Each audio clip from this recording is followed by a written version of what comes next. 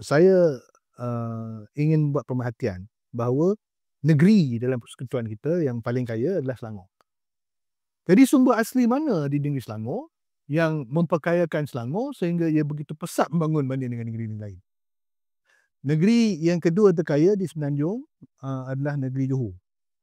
Jadi sumber asli mana di negeri Johor yang memperkayakan negeri Johor sehingga ke peringkat di mana ia boleh menandingi yang lain-lain? Kalau di Selangor, jawapan dia kelihatan seperti proximity atau dekatnya duduk dengan Kuala Lumpur. Jadi kononnya daripada tempias Kuala Lumpur. Tapi tak, saya tak yakin itu segalanya. Saya rasa ia adalah kerana sumber asli asal mereka yang orang semua dah lupa, Biji Timah. Sumber asli itu digunakan dan dipam untuk pembangunan dalaman yang hasilnya adalah satu masyarakat yang lebih sedia untuk maju ke hadapan, mengambil peluang yang ada untuk memajukan. Di negeri Johor, kita tahu kekayaan asal mereka sebenarnya kelapa sawit. Itu pun adalah kerana usaha daripada apa yang sekarang sudah jadi Johor Corp. Tapi di seluruh Semenanjung ada macam Johor Port, ada SCDC, ada PKNK dan sebagainya. Kenapa Johor lebih daripada yang lain?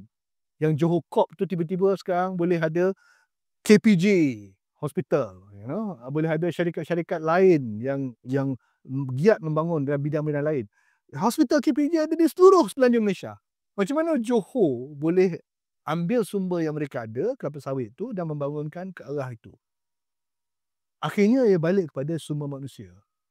Itu sebenarnya sumber asli kita yang paling berharga. Sumber manusia. Jadi, maju tidaknya mana-mana negeri di persekutuan, Imam Malaysia sendiri lebih bergantung kepada bagaimana nilai daripada sumber asli itu diterjemahkan kepada pembangunan masyarakat.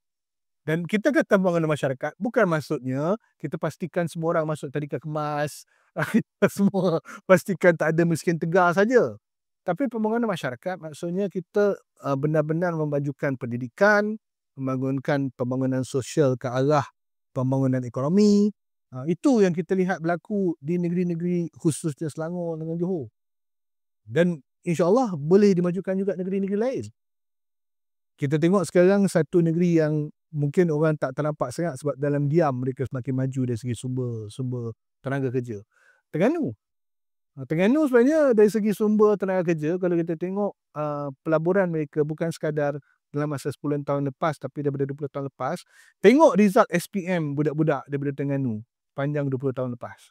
Momentum mereka bukannya daripada boarding school yang ada, sebab Terengganu tak banyak boarding school.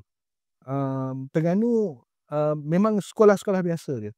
Prestasi Terengganu boleh kata membanggakan lah dari segi prestasi SPM dan sebagainya. Jadi pada saya itu menjadi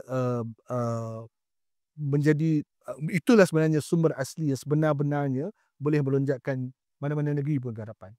Jadi jangan risaulah, you tak ada oil and gas lah, you tak ada nadir bumi lah apa semua kan. Kalau you lagi cerdik macam mana nak guna nilai tambah daripada you jual beras sekalipun, insya-Allah boleh.